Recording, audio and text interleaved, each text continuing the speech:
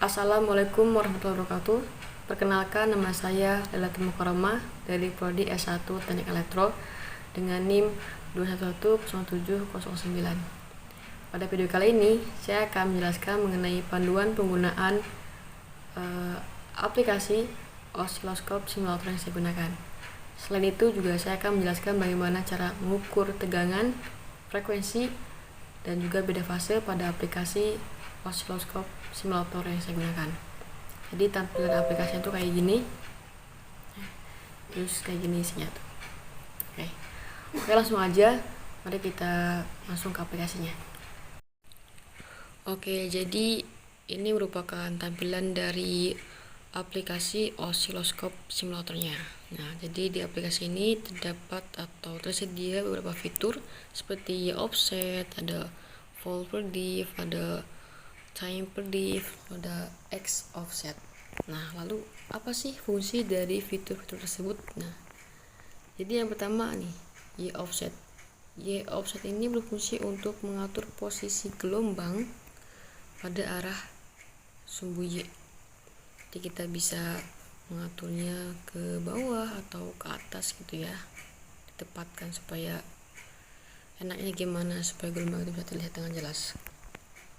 Lalu ada X offset, ini fungsinya untuk mengatur posisi gelombang pada sumbu X. Nah, kita bisa kiri kanan gitu supaya dia bertujuan untuk menghitung pengukurannya itu lebih jelas begitu. Lalu setelah itu ada fall per diff. Nah, fall per diff ini digunakan untuk mengatur batas pengukuran tegangan atau amplitude dalam satu kotak atau diff, atau pada batas posisi atas dan sisi bawah, sisi bawah begitu. Atau lebih tepatnya, fall per diff ini berfungsi untuk menentukan besarnya tegangan yang dihitung dalam tiap kotak. Nah, gitu. Lalu ada time per diff. Nah, time per diff ini dia digunakan untuk menentukan besarnya batas pengukuran periode atau batas sisi kiri atau sisi kanan dan sisi kiri dan sisi kanan dalam satu kotak atau diff. Nah, begini. Semakin kecil semakin renggang, semakin besar dia semakin mepet begitu. Nah, lalu sini ada input ya, kita bisa merubah dari X ke Y. Tadi juga ada itunya rumusnya. Ya, betul. Lalu sini ada tombol kalibrasi ya. Kita tekan maka dia akan kembali ke semula gitu. Sini ada tombol doll. Lalu di sini ada tombol run atau jalankan. Kita bisa jalankan ya. Dia berjalan gelombangnya. Kita bisa pause, kalibrasi lagi, kembali ke semula.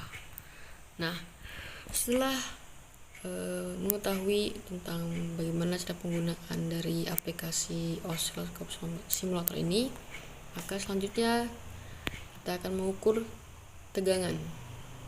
Nah, jadi di sini kita men-setting ya fall per diff-nya.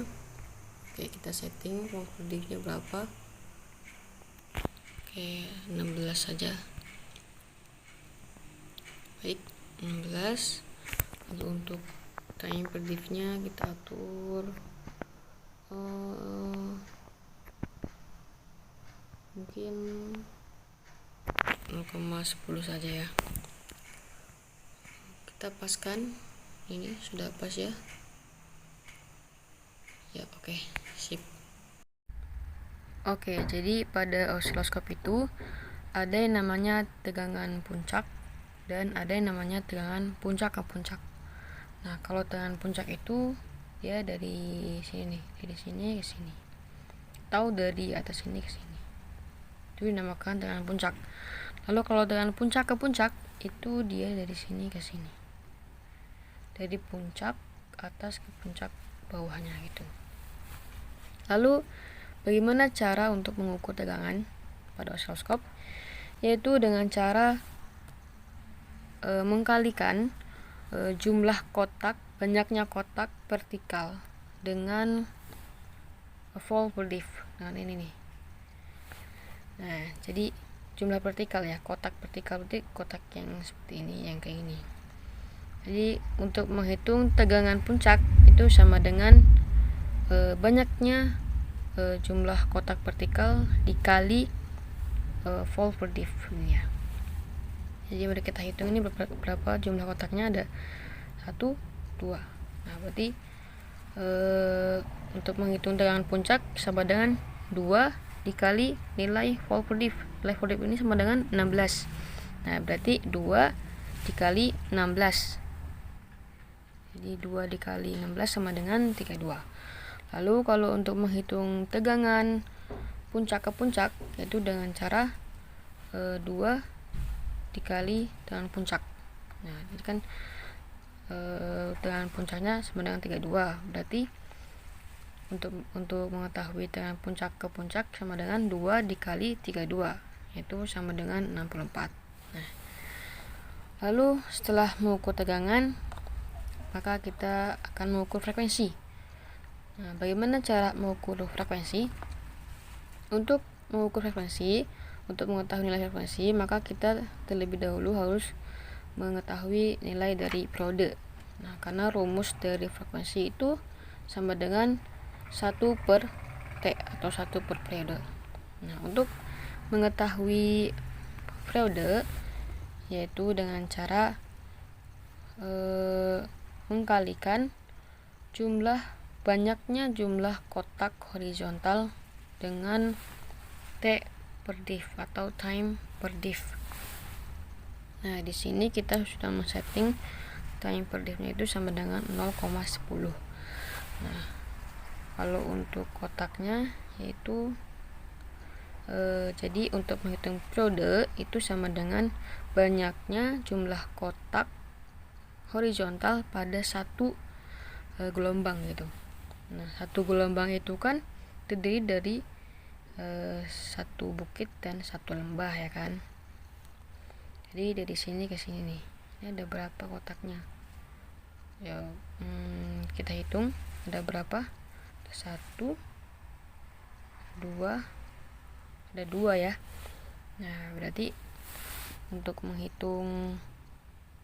mengetahui periode sama dengan 2 karena ada 2 kotak ya, lalu dikali dengan time per diff-nya. Time per diff-nya itu ialah 0,10.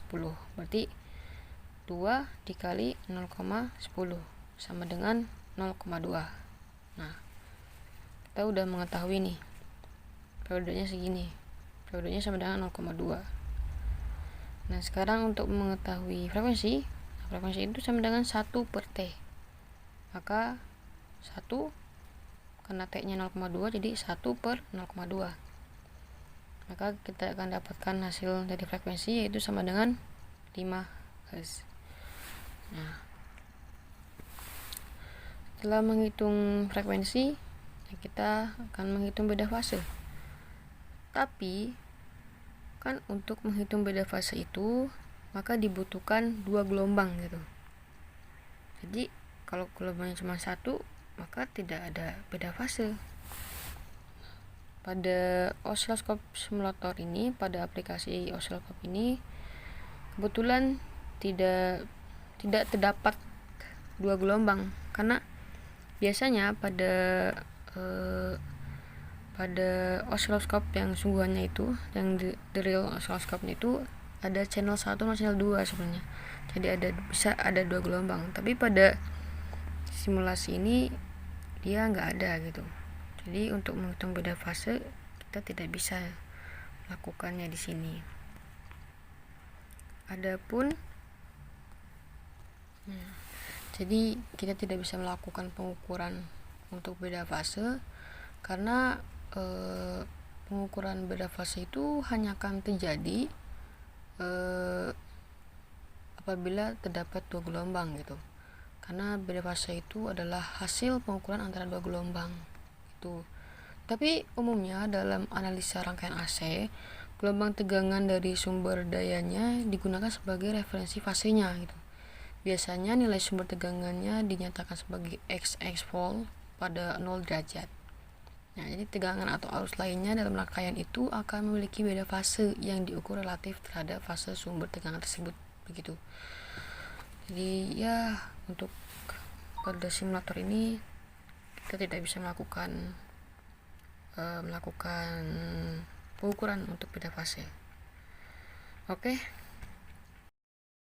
Sekian penjelasan mengenai panduan penggunaan dan juga bagaimana cara mengukur tegangan, frekuensi, dan beda fase pada aplikasi osiloskop simulator yang saya gunakan.